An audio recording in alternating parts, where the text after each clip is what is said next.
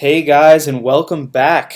This is Tpcmooney16 with my second annual. Well, I guess not really second annual because I didn't do this last year, but quote unquote second annual March Madness picks video. Um, this is such an exciting time for college basketball with the tournament only a couple days away. We got two playing games tomorrow and then two playing games on Wednesday. And then the tournament officially tips off Thursday afternoon, 12:15. I think the first game is Louisville and Minnesota. Um, you can see here I set up a bracket pool in the ESPN Tournament Challenge. Group name, it's a public group. The group name is Tpcmooney16 Youtube Group. And join the pool and see how you compare. So without further ado, let's get right down to the picks here. So the number one overall seed, Duke. I think towards the end of the year, with Zion coming back, they definitely earned their way up to that number one overall seed line. Obviously, Zion Williamson, I mean, he's one of the most unbelievable players I've definitely ever seen in college basketball. Just the way he impacts the game, his effort. He's so explosive. And I know coming in from high school, I think he was kind of heralded as such a dunker, a prolific dunker. But he's so much more than that with his defense, his blocking, rebounding, obviously, scoring. He put on such a show in the ACC tournament, especially when people weren't even sure if he was going to come back and play after he got injured. After obviously he blew his sneaker out like a few weeks ago. Duke's got R.J. Barrett and Cameron Reddish. I mean, they're not too shabby either. Although Reddish didn't do much in the ACC tournament, I think he'll be ready to go once the tournament gets underway. So let's see, we'll take a Duke here. VCU, UCF. I mean, I really don't know that much about either of these teams. Obviously VCU is known for their havoc defense. UCF, Central Florida, they got Taco Fall, who's like 7'6".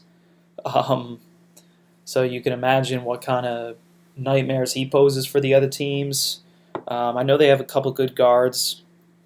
I'll probably go with UCF here. I mean, these 8-9 games, I mean, you're going to play Duke, so it's really just kind of a toss-up, although obviously we know, Kansas State as an 8 seed, they made it to the Elite Eight last year. But these 8-9 games are really just kind of pick 'em games, so I'll take UCF here. Mississippi State, they have the Weatherspoon brothers. They're a good team. I mean, they played pretty well in the SEC conference, but I think they're trending down as of late. I think they only made it to like the quarterfinals of the SEC tournament. Now Liberty, they beat Lipscomb in the Atlantic Sun tournament championship. They got a forward named Scotty James, who's really good. Georgie Pacheco-Ortiz is a guard for Liberty who's really good. And I heard something like 12 seeds, I think, in the last 10 years. They're 16-24 against 5 seeds, which is like 40%. So, I mean, it just goes to show how dangerous that 5 seed line is. So I'm going to take the upset here. I'm going to take Liberty over Mississippi State. So we got Virginia Tech and St. Louis. St. Louis ended up winning the Atlantic 10 tournament championship. I don't think they have enough to win here. Apparently, Justin Robinson is back and will be ready to play in the NCAA tournament. He's Virginia Tech point guard. His he's their best player, who they haven't had for the last 3 weeks or month or so. Although they did beat Duke without him. Granted, that was Duke without Zion Williamson, Nickeil Alexander-Walker. I think he was on the ACC first team. He's Canadian. He's really good. And then Blackshear is a really good post player, and he can step out and make some shots on the perimeter. So I'm going to take Virginia Tech here. Maryland and then Belmont Temple. This is an interesting game. I mean, Maryland is such a Jekyll and Hyde team. It's like you never know what you're going to get with them. They got Bruno Fernando, who was first team All Big Ten. Anthony Cowan's a really good point guard, and then this freshman Eric Ayala, who's really good. He can score at all 3 levels. They also turn the ball over a lot. The Belmont Temple game is tomorrow night, so I plan on watching that just to see, how those teams play. I watched Belmont play against Murray State in the Ohio Valley Championship, and they're good. They have Dylan Windler, who's probably a pro. I think John Morant was the Ohio Valley Player of the Year, obviously, but I mean Dylan Windler is so good. This Belmont Temple game is a toss-up, but I think I'm going to take the winner of this game to upset Maryland. LSU Yale. I mean LSU. I just think they have too much talent. Too many guards that can drive and shoot. I know, obviously, they have the investigation going on with Will Wade, and he's on probation, which can obviously be a distraction, I would imagine, for them. But I think they got enough to get past Yale. Louisville, Minnesota. People are calling this like a conspiracy game because Minnesota, coached by Rick Pitino's son. And apparently Rick Pitino is flying back from his head coaching job in Greece to give his son a couple pointers on this game. I don't think Minnesota's got enough. I watched them play in the Big Ten tournament, and I mean Amir Coffey is good, and Jordan Murphy. I mean he's a double-double machine. But I don't know. They're not a good shooting team. Louisville's got a bunch of good guards. I know they had that bad loss against Duke where they were up on them by like 23 points with 9 minutes left, and Duke came all the way back and beat them. But Chris Mack is a really good coach, so I think they get past Minnesota. So let's see, Michigan State. And then next region, we'll go to the South. Virginia, once again, Virginia's a 1 seed. And I'm sure everybody's going to be like, well, wait a minute. Wasn't this the 1 seed that lost to UMBC last year in the first round? The first 1 seed to ever lose in the first round was 16. They're a different team this year, I think. They have DeAndre Hunter, who's a pro. I mean, he's really good. I think he was also first team All-ACC. He was out injured last year when they, going into the tournament. So, I mean, obviously they really missed him in that game. So Ole Miss in this 8-9 matchup. Ole Miss is coached by Kermit Davis. Kermit Davis was the coach at Middle Tennessee, back in 16 and 17 when Middle Tennessee, won those tournament games. Oklahoma's got Christian James and Doolittle, who are good guards. Brady Mannix, like a forward who can go out to the 3-point line and knock down some shots. This is a hard game to pick. I think Oklahoma's got the better athletes, but they're really not playing that well. I think they lost to West Virginia in the Big 12 tournament. And West Virginia finished, I think, last in the Big 12. So I'm going to go with the Fighting Kermit Davises here. So next we got Wisconsin and Oregon. Now with Wisconsin, everything runs through Ethan Happ.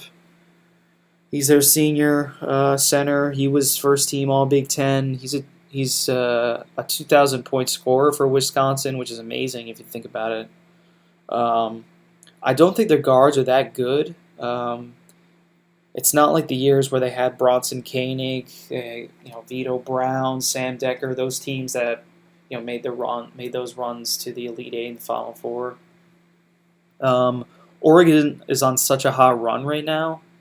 They're playing like one of the best teams in the country, I think, and they basically won all the games they needed to make it into the tournament. They won 4 games in 4 nights in the Pac-12 championship, and I watched the championship game against Washington, and they just like completely shut them down. Like, it was a joke. I think Washington only had like 20 points at half or something, or 18 points at half, something crazy like that. So I think Oregon keeps his run going. I think they have enough to get past Wisconsin. Kansas State and UC Irvine. So I think if any 13 seeds got a chance to upset the 4, I think it's UC Irvine. Kansas State's good. They got Barry Brown Jr. as a senior leader, and Xavier Sneed and Stokes are really good guards. I think they won the Big 12 regular season, or at least a share of the Big 12. I'm really not sure of the health of Dean Wade though, who was like their 4/5, and he can really do everything. He can pass, drive, post up, hit threes. But without him, they're just such a different team, which is kind of amazing. Like, looking back at last year, how they made that run to the Elite Eight, beating Kentucky. They had a good chance to go to the Final Four. But I don't know. I watched this UC Irvine team. They completely blew out Cal State Fullerton. They put on a show. So I think I'm going to take the upset here. So that's 2 upsets, 12 and 13. That should be an interesting game. So next we got Villanova and St. Mary's. Obviously this is the defending national champs. They lost all that talent from that championship team last year, although they do still have Phil Booth and Eric Paschal. And then Sadiq Bey is a freshman who's really developed. And Jay Wright has obviously got them playing good. Towards the end of the season, they won 3 straight games in the Big East tournament to win the championship. And I know St. Mary's, obviously they stunned Gonzaga in the West Coast Conference Championship after, I'm pretty sure they lost to Gonzaga a few weeks before that by like 40. Gonzaga just blew them out. They put up like 90 on them, and then St. Mary's comes back and beats them. It's almost like Gonzaga just it's almost like they didn't even care. St. Mary's was definitely the better team in the West Coast Conference Championship. But I'm going to take Nova here. Purdue and Old Dominion. Purdue's got Carson Edwards, who's had another great year. They got the 2 bigs, Harms and Travion Williams, who are great post players. I think their toughness gets them past Old Dominion. Matt Painter, I believe, was the Big Ten Coach of the Year. So he's done quite a job this year after losing, a lot of the scoring from last year's team. Cincinnati and Iowa. First of all, I can't believe Cincinnati was seeded as a 7. I think it's crazy that they beat Houston in the American Conference Championship yesterday, and Houston is a 3. So, the committee must have really had Cincinnati low in seeding leading up to that point. That being that they won that game, they were only seeded as a 7. So I really don't like. I don't think Iowa's that good. They have Tyler Cook, who's good. He's probably a pro, but towards the end of the season, they really just kind of faded. So take the Bearcats. Tennessee and Colgate. Obviously, we're taking Tennessee here. So if we go down to the West, so we got Gonzaga, taking Gonzaga here. Syracuse and Baylor. So this is interesting. You got 2 teams that play zone. It's so obviously with Syracuse in the tournament, it's so hard for opposing teams to prepare for their zone defense. But I think Baylor's definitely got a leg up because they also primarily run a zone defense. Couple of injury notes in this game. Tyus Battle, who I think turned his ankle or something a couple weeks ago, and didn't play in the ACC tournament, but they're saying he's ready to go. And then Makai Mason for Baylor, who's actually a transfer from Yale, and he transferred, I think, a year after Yale beat Baylor, upset Baylor in the tournament. That's like a 3-14 upset. So that's an interesting note. Baylor's got this kid Gillespie, who I think was actually a transfer from Division III. Amazingly enough, and I watched him play. He's a good player. But I think if Tyus is ready to go, I'm taking Syracuse here. I just think they have, between him, they got Frank Howard, Brissett, who can make plays.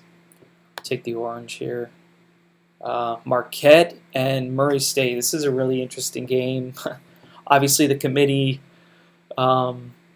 pinned Marcus Howard and John Morant together, 2 of probably the most explosive. Well, not explosive, but at least prolific scoring guards in the country. I think Marcus Howard had like 53 points in an overtime game this year. Although I don't know how much else Marquette has other than him. Like, if he's not going out there and putting up 30 to 40 points, I don't know if they have another guy that can step up. John Morant, he's a star that rose to fame this year. I think he's projected as like the number 2 overall pick in the NBA draft. I watched Murray State play in both the semi and the final of the OVC tournament, and he's such a beast. I mean, he can almost get his shot and score at will. But not only that, I think he gets like 10 assists per game. So I think I'm thinking Morant gets the better of Howard in this fight, and the Racers move on. Florida State, Vermont. This is so tough. I really liked Vermont. I had them pegged as a team that should definitely win a game in the tournament. They got Anthony Lamb, who's such a great player. He should make it to the NBA. I think he was the American East Player of the Year this year. Vermont's also got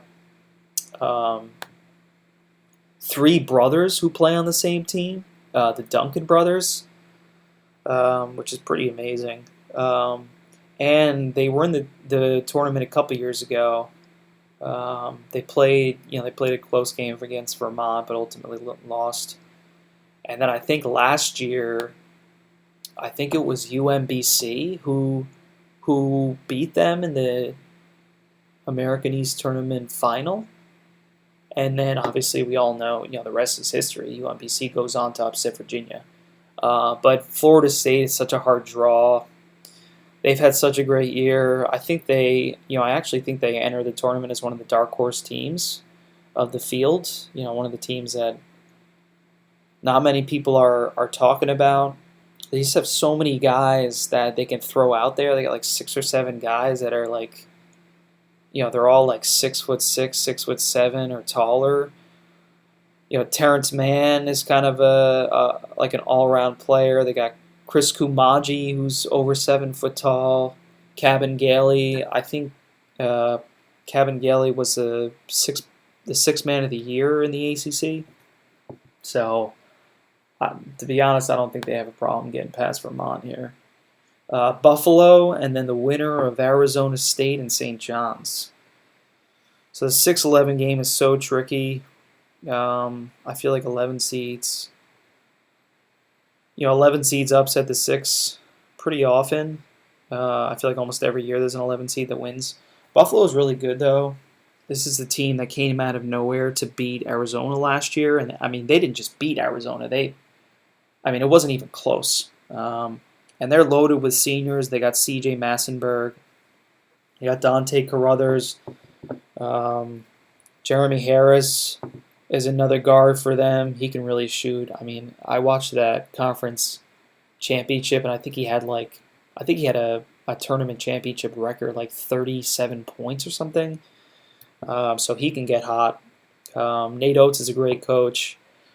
I'd be interested to see who wins this game, Arizona State or St. John's. St. John's has Shamori Pons, who can take over a game.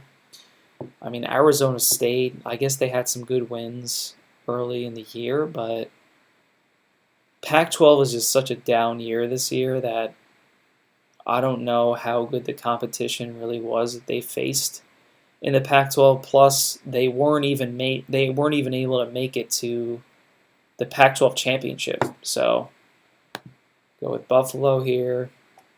We got Texas Tech and Northern Kentucky. Texas Tech's got Jarrett Culvers. He's really good. They lost a lot of the scoring they had from last year. But they've really been playing hot lately. I think they're too much for Northern Kentucky. So Nevada, Florida.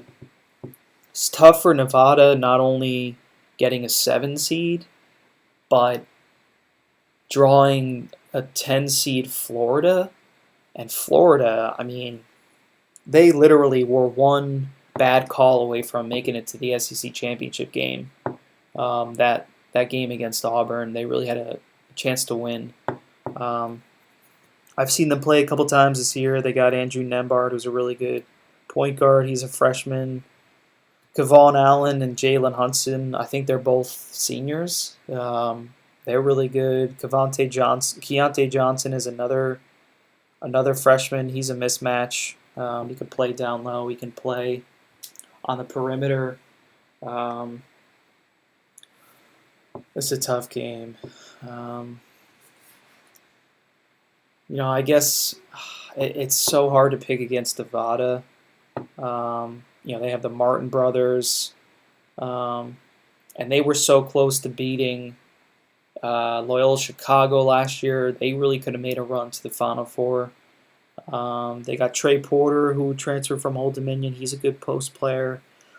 But, Jordan Caroline, who had a great tournament last year, I don't think he played in the Mountain West tournament. And they ultimately lost to San Diego State. So I'm going to go with Florida here. I think the Gators can get it done. Michigan, Montana. I heard someone saying like a 15 seed's got a shot this year and it's Montana, but no, I can't pick against Michigan in the first round.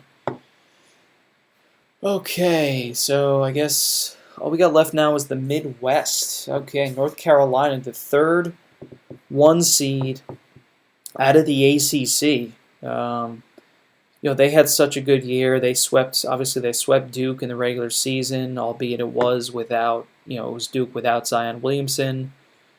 But I still think, even though they lost to Duke in the ACC tournament, I think they're playing really good right now. Cam Johnson, such a good shooter. Luke May is playing better now. Kobe White is playing a lot better now than he was early in the year. And, I mean, when they get out in transition, I don't think there's anyone that could beat them. Obviously not Iona. Utah State, Washington. Utah State, I watched them play San Diego State in the Mountain West Championship. I mean, they looked really good. They got guys that can shoot. This Nisima Keita, I think his first name is Nisima.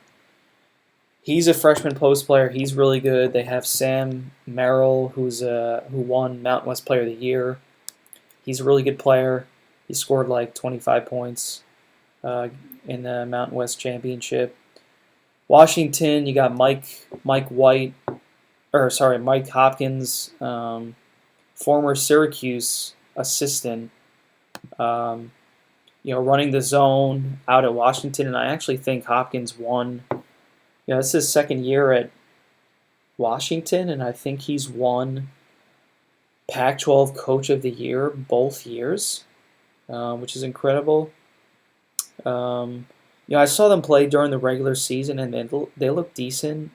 Obviously, it's a down year in the Pac-12, but against Oregon this weekend, I mean, they just looked awful.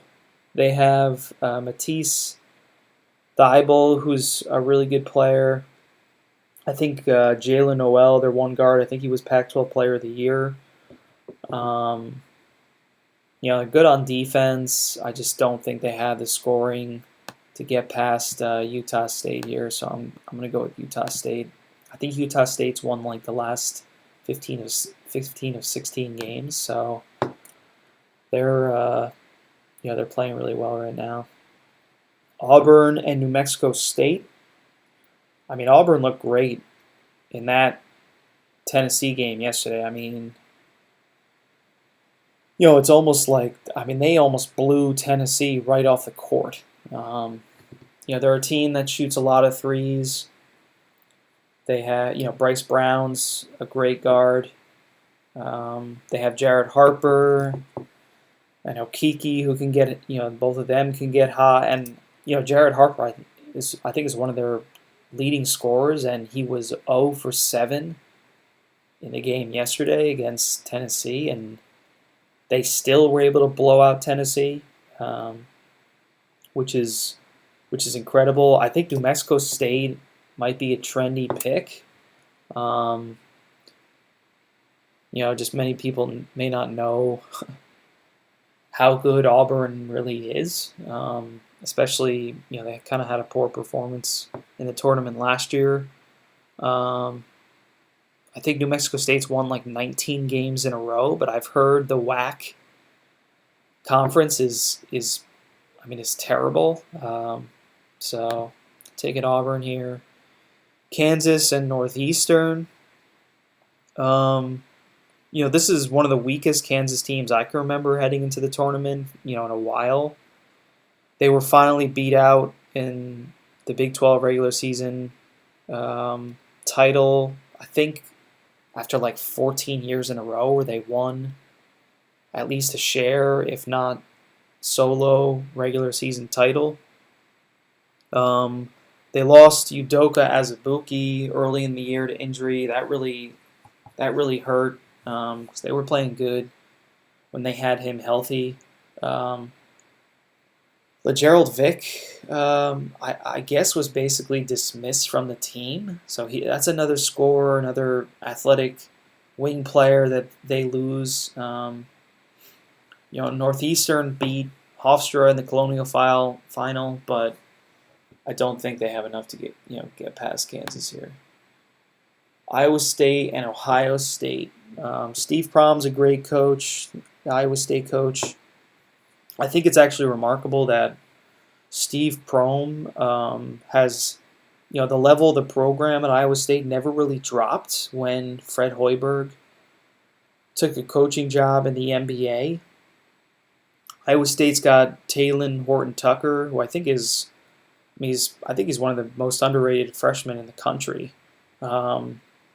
Mariel Shayok, transfer from Virginia, he's really good. Lindell Wigginton is probably, he might be the best six-man player in the country. He can come off the bench and put up like 30 points. So he's really good, and he was key in their run to the Big 12 Tournament Championship. The Buckeyes make it in after a 19-14 season. They have the Wesson brothers, Caleb and Andre, but I don't think they have the firepower to get past Iowa State, so I'm taking Iowa State here. A lot of chalk so far. So we got Houston, Georgia State. Houston's really good. I mean, they've won like 31 games this year. They lost to Cincinnati in the American Conference Final yesterday. They have Corey Davis, who's an unbelievable guard. Armani Brooks, I mean, he's a great three-point shooter. They got Dejan Giroux, comes off the bench. He's really athletic. They should have at least been in the Sweet 16 last year, if not for just that insane buzzer-beating shot by Jordan Poole for Michigan to beat Houston last year. Georgia State, that's Ron Hunter, who was the coach who fell off his stool and tore his ACL back when his team upset Baylor back in like 2015. But, Houston should get by without a problem here. Wofford and Seton Hall. This is so tough. Terriers out of the SoCon. They had such a good year. Fletcher McGee, their leading scorer, I think he was a SoCon Player of the Year. He's only a few three-pointers away from tying the NCAA all-time record for three-pointers. And the guy just has the most amazing catch and release I've probably ever seen in college basketball, maybe outside of like J.J. Redick. I mean, the guy is catching the ball, and he's already into his shot. You could see Wofford ran the table in their conference and beat UNC Greensboro in the SoCon final. UNC Greensboro was another team that some people had as like a bubble team, even though they didn't win their conference. This is tough. I mean, Seton Hall, bunch of tough dudes. Got Miles Powell, who's been playing so well lately. And don't forget, this Seton Hall team actually beat Kentucky back in like December, end of November or December. Miles Powell made like a couple deep threes late in the game, forced overtime, and then they beat him in overtime, I think. This is hard because I've really liked Wofford the whole year.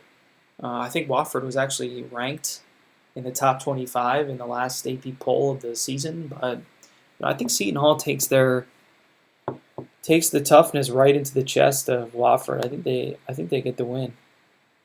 Let's see, I'm not taking. Don't think Abilene Christian is getting the win over Kentucky. Kentucky's had such a great year. I mean, they have so much talent. P.J. Washington, he's developed so much over the course of the year. They're so deep in the front court. I mean, they got Reed Travis, who transferred from Stanford. Even like E.J. Montgomery, who I think was like the top recruit in his class. He comes off the bench. Ashton Hagans, he's a great point guard. Tyler Hero and Keldon Johnson, they can make shots. I think they're going to go far this year. So let's go on to the second round here. Okay, so Duke, UCF. It'll be interesting to see Zion in the paint going up against Taco Fall, like a 7'6" center.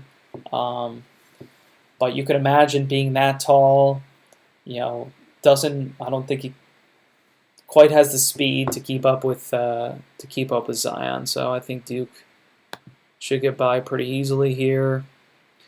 Liberty and Virginia Tech. I mean, I think Virginia Tech's, their guards are just too good. I think Blackshear advantage to Blackshear in the paint against Scotty James, so I'm taking Virginia Tech. Belmont Temple and LSU.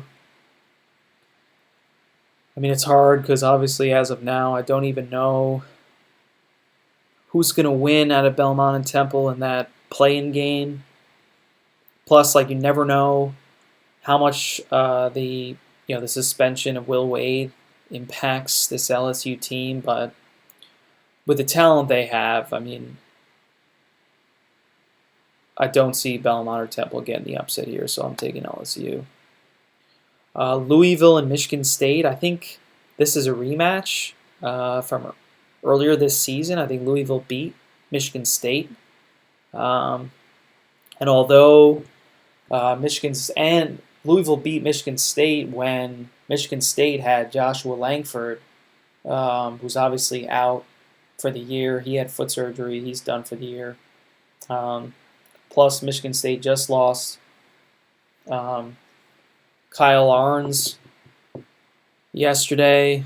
That was a tough loss because they're already missing guys for injury. But Cassius Winston, he's just playing at such a high level right now. He was, I think, the Big Ten Player of the Year, and he's a National Player of the Year candidate. We all know Zion will probably win, but taking Michigan State to get to the Sweet 16 here. So over to the South region. So Virginia, Ole Miss. I think Virginia, their lockdown, pack line defense. Ty Jerome, Kyle Guy, they've been playing at a really high level. So they shouldn't have a problem with Ole Miss. We got Oregon and UC Irvine, two double-digit seeds playing each other in the second round. I think this is where it ends for UC Irvine. I think the Ducks keep it going here. They got Peyton Pritchard, who's like a Tasmanian devil out there.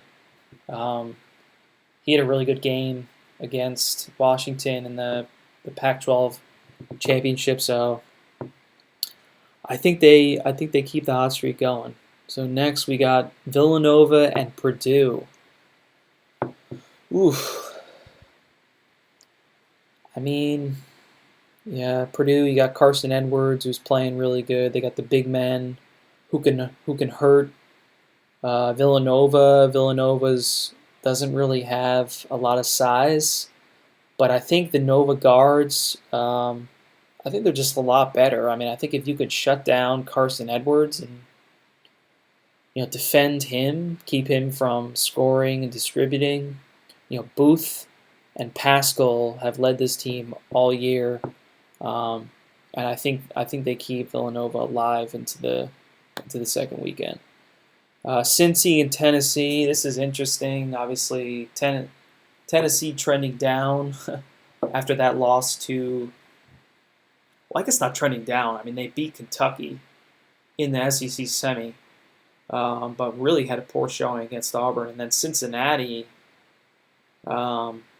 looked really good against Houston in the American Championship. But I don't know. I think Tennessee, just too many athletes. Admiral Schofield, Grant Williams down low. Jordan Bone is a really good point guard. So I don't think Cincinnati's got the offense to keep up with Tennessee. Gonzaga, Syracuse, okay. So I think this is where it ends for Syracuse. I think Gonzaga's just too good. I think they're actually the top. Yeah, Gonzaga. Number 1 scoring offense, number 16 scoring defense, which is, that's a pretty good recipe to win a national championship. They're elite on the offensive end. You got Brandon Clark, Rui Hachimura, although they kind of had a clunker against St. Mary's. I think they'll show well in the NCAA tournament, so I'm taking the Bulldogs. Murray State and Florida State. Tough. I mean, this is even if Murray State makes it this far. Florida State's just having such a good year. they just continued to impress towards the end of the year, making it all the way to the ACC Tournament Championship, beating a bunch of teams along the way. I think they've won like 12 of the last 14 or 13 of the last 15 games, so they're playing, they're playing their best basketball when it counts. Taking the Seminoles here, so we got Buffalo, Texas Tech. This is interesting. I mean, Texas Tech, I think they struggle to score sometimes. I think they are actually the top defensive efficiency team, if I'm not mistaken. Yeah, number one defensive efficiency. And I think Chris Beard was the coach of the year in the Big 12. With all the scoring they lost from last year's team, I think they were picked to finish like, I don't know, 7th in the Big 12, and they finished 2nd, or they finished in a tie for the regular season title. Culver, I mean, he's just so explosive. They've been making a lot of threes recently. I think Buffalo doesn't have the defense. I watched them play Bowling Green in that conference championship, and they really let Bowling Green hang around for a while, and I don't think Bowling Green was really that good, so taking Texas Tech here. We got Florida, Michigan State. I think it ends for the Gators here. I think Michigan is just, although they struggle on offense at times, I think their defense is just too good. And defense for them turns into offense, so I'm taking the Wolverines. So we go, I guess, over to the Midwest. North Carolina, okay. So, yeah, I mean, North Carolina's playing too good right now. I don't think Utah State has what it takes to beat them. I mean, maybe Utah State can hurt the Tar Heels with Kada down low, but other than that, I mean, I think North Carolina's guards are too quick. They got Nazir Little comes off the bench, and he's a 5-star freshman. He's really good. Next up, we got Auburn and Kansas. I mean, this is a tough game. Auburn playing with a lot of confidence right now. I think they made like 17 threes against Tennessee yesterday. And Kansas, I mean, Kansas is just not, they're just not a good perimeter scoring team. I watched them play Iowa State on Saturday in the Big 12 championship, and I don't think they had a made three until like half or 5 minutes into the second half or something like that. So I think Auburn keeps this hot streak going. Okay, so speaking of Iowa State, we got Iowa State and Houston. Man, this is so tough. I really had Houston pegged as, a team that I thought was really getting overlooked coming into the tournament, and especially now that they lost to Cincinnati, I think they'll really get overlooked. They defend. They got guards that can run and score. Kelvin Sampson's a really good coach. They've won a lot of games this year. And I mean, Iowa State's had a great year. Well, not a great year. I mean, they struggled for a bit in the middle of the year, but they've been playing really well as of late. They got really good guards. They can run up the score. And so they're scoring around the same. Although, I mean, I'm sure the Big 12, you got better. They're playing against better teams, so probably better defenses. So Houston, I mean, you can see Iowa State gives up a lot more points. So I'm going to go with the Cougars here. I think they get a little bit of revenge, based on the early exit last year. So I think they survived another round. Kentucky, Seton Hall, I think it ends with the Pirates here. I think Kentucky, they just have too many guys that can score. I mean, if Miles Powell's not playing great, if he's not playing like all Big East, level that, I mean, he's definitely capable of, but I just don't think Seton Hall has enough scoring outside of him. I think Ashton Hagans can lock him down, so I'm taking the Wildcats here. Okay, so Sweet 16 picks. Here we go. So Duke, Virginia Tech. This is a rematch. Virginia Tech beat Duke at home, I think, a couple weeks ago. And this was Duke without Zion and Virginia Tech without Justin Robinson. Man, I mean, it's just so hard with the way that Duke's been playing since, yeah, I mean, top 6 in both offense and defensive efficiency. And the way they've been playing with Zion back, I mean, he just impacts the game so much. And you can tell, like, his teammates get extra energy when he is on the floor, both on offense and on defense. So, I think they win this rematch.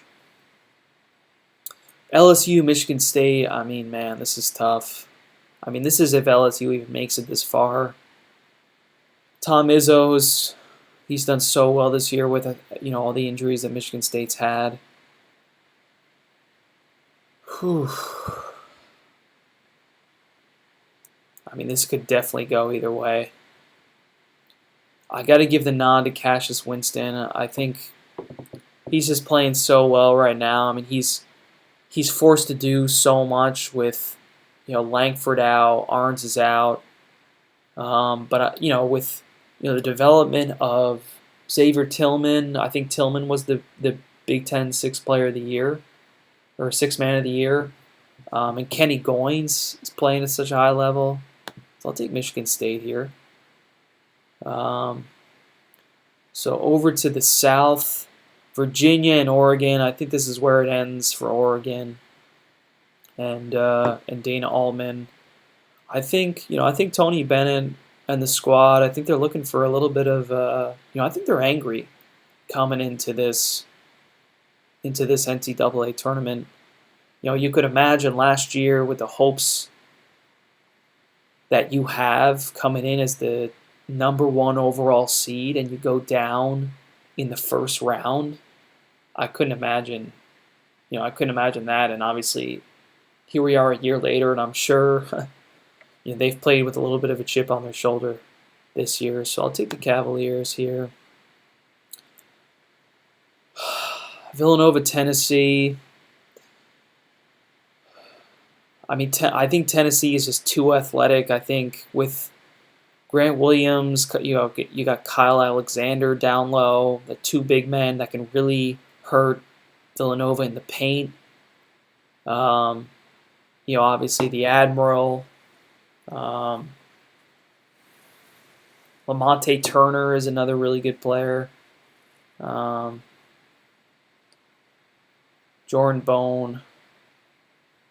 I think they're also trying to get a little bit of payback, losing to Loyola Chicago barely last year when Loyola Chicago went on that miracle run. So I'm going to take Tennessee here. I think they make it to the Elite Eight. Now down to the West region, Gonzaga, Florida State. Man, so this is a rematch of, I think it was also the Sweet 16 last year when, I mean, Florida State just ran all over Gonzaga, and it's like Gonzaga didn't even know what to do. Man, this is tough. And coming into the, before the tournament was seeded, before the selection show, I was really going to pick Florida State probably as a Final Four team. Oof. Gonzaga, they've had such a good year. I mean, They've blown out everybody in the West Coast Conference. I mean, well, obviously for the, except for St. Mary's in the championship. Oof. You know what? I'm gonna go with the Seminoles. I think they spring the upset here. They're so disruptive on defense, and I think they have enough scoring to get past Gonzaga. Now the other game here, the other regional semi, we got Texas Tech and Michigan. I think Michigan's just got too much offense for Texas Tech. I think Texas Tech at times can struggle to score. And especially when they do, they just end up relying on Jarrett Culver, where he's definitely capable, but I don't know if they have enough guys that can step up, make shots. So I'm gonna take Michigan here. I think it's Michigan and Florida State in the rematch of that game last year. So over to the Midwest, we had North Carolina, Auburn, Houston, and Kentucky. So I'm going to go with North Carolina here. They're just playing too good. Auburn, if their threes aren't falling, I mean, they don't struggle, but it'll be really hard for them to beat a team like North Carolina. And Roy Williams has done a great job just developing his team over the course of the year. So I think they get the win there. Houston and Kentucky. Man, this is tough. I really like Houston, but I don't see them getting past Kentucky. Kentucky's too good. Calipari, I think he's really given his team a sense of urgency. I think they may benefit from the loss to Tennessee. Gives them a little more time off. They can rest up. I think they know what they got to work on. So I'm going to pick them into the Elite Eight. And now we got our Final Four picks. Okay, so a lot of chalk here. So we got Duke, Michigan State.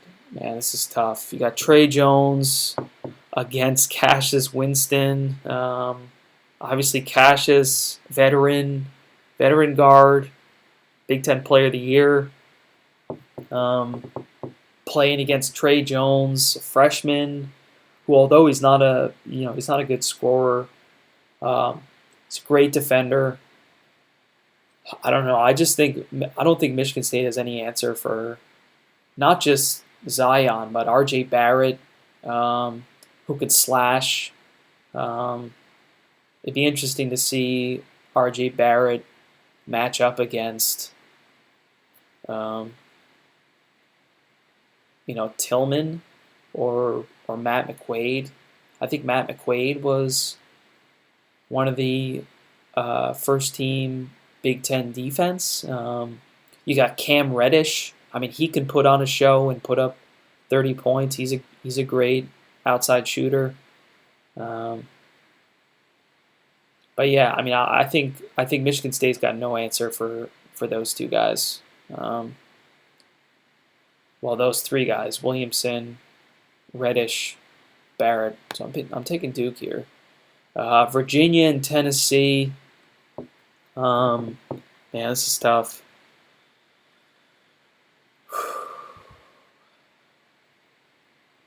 I mean, if Virginia can slow the game down, it's just so hard for them because Tennessee is such an athletic team, and they can really go on scoring runs, and if they're making shots from the outside, they can win the national championship. But in this game, I think I'll take the Volunteers. I think they. Rick Barnes, he's coached, a great year this season. So I think they go to the Final Four. Florida State and Michigan. Oof. And this was the game last year where, Florida State stopped fouling Michigan with like 12 seconds left or something like that. It was like a 4-point game or a 3-point game, and people asked Leonard Hamilton after the game, like, what are you doing? Like, how could you stop fouling? But this year, I think Florida State gets some payback. Terrence Mann, he could take over a game. I think Florida State just has too much athleticism. Michigan can struggle to score. I watched them play Michigan State yesterday, and they were up 60-55, I think, with like a couple minutes left, and Michigan State closed out the game on a 10-0 run to win. It almost seems like Michigan doesn't have a guy that can just take over at the end of a game and step up and put the team on his back towards the end of the game. So I'm going to take Florida State as a 4 seed into the Final Four. Then we got North Carolina and Kentucky. Oof. I mean, wouldn't that be a great game? I think they played each other this year, early in the year. I don't remember who won that game. Both teams playing so well right now. They both lost in their tournament semifinals. Man, I mean, I think the difference might be P.J. Washington. He's developed so much over the course of the year, and I mean, he's really developed into like a 3-level scorer. He can score from the perimeter now. He's such a great athlete, and I think the difference, not only him, but just the depth of the front court that Kentucky has. I mean, North Carolina, they really only have Garrison Brooks, who's good, but I don't think he's a great match for Reed Travis and P.J. Washington. You got Nick Richards, who's like 6'11", 7 foot, comes in off the bench. E.J. Montgomery. I just think they got so many guys that Calipari can put in there. So I think they get past Roy Williams and the Tar Heels here. And there's our Final Four. We got a 1 seed, a 4 seed, a 2 seed, and a 2 seed. And so Duke and Florida State, this would be a rematch of the game that they played in the ACC championship game, and that was really a back and forth game until Duke went on a run towards the end of the game. I think they do. I think they beat him again. When Zion is playing the level he is right now, I really don't see a team capable of stopping them. I know, losing Marcus Bolden, that was a tough loss because they really only have Javin DeLaurier down low now.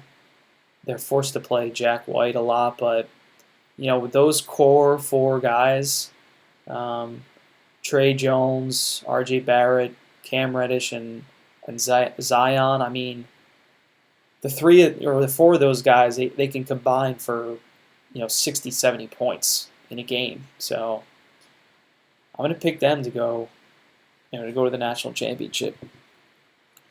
The other side, man, this would be Tennessee and Kentucky, round 4. Obviously, they played each other twice in the regular season and split those games. I think Kentucky beat Tennessee at Tennessee, and Tennessee went to Lexington and beat Kentucky. I think is how it was. And then obviously the SEC Tournament semifinal, that was a great game. I watched that. That was back and forth all the way to the end. That was really like a championship game. Man, this is tough. Tennessee took 2 of the 3 from Kentucky during the regular season. I don't know, just seeing, I think Tennessee is good enough to make it this far, but seeing how they kind of imploded against Auburn, I mean, they really couldn't stop turning the ball over. I think they had like 11 turnovers in the first half.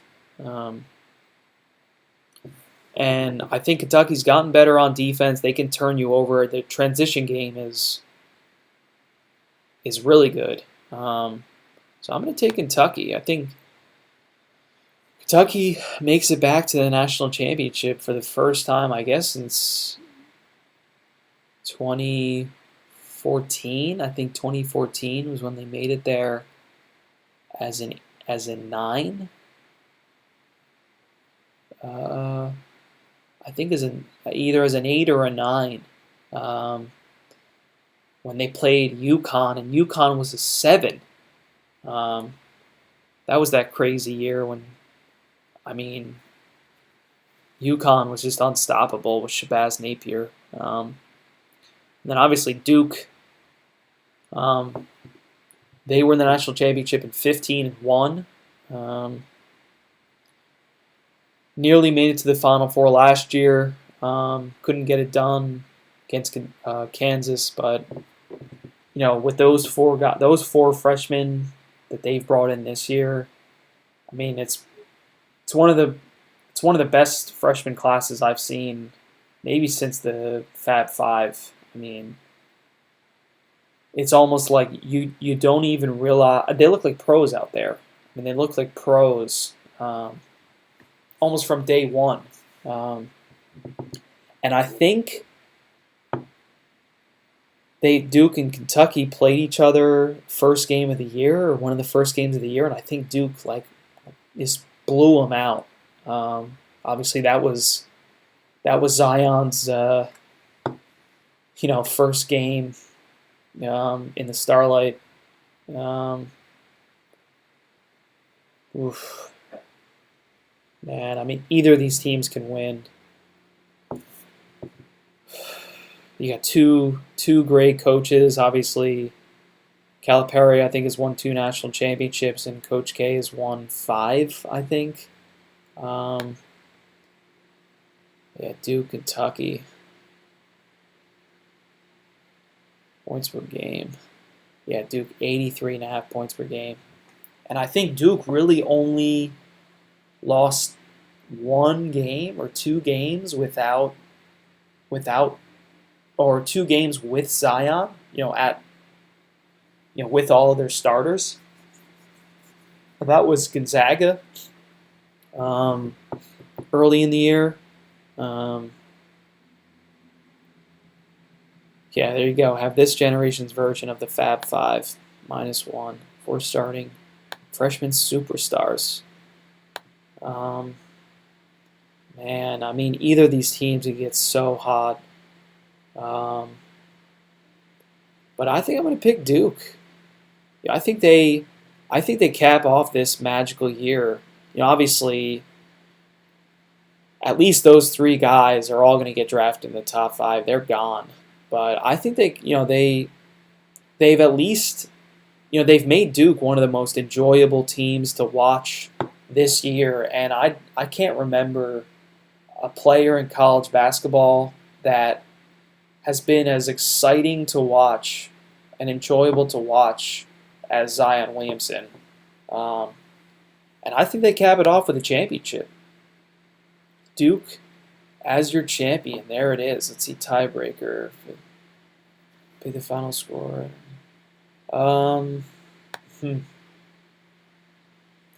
Let's see. So Duke is scoring, 83.5. Kentucky, 77. Man.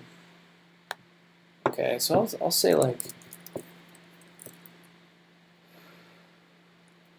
76,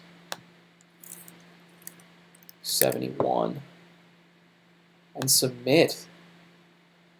There you go, Duke. To go to Minneapolis, Minnesota, and win the championship. There you have it. All right, guys, it was my pleasure. Join my tournament challenge group, Tpcmooney16 YouTube group, and see how see who comes out on top. Thanks again for tuning in. I know I think I went quite a long time this year, but I've enjoyed it. I hope you guys have as well. Like, comment, and subscribe below. Let me know what you think. Let me know if you agree or disagree with any of my picks. And it's showtime.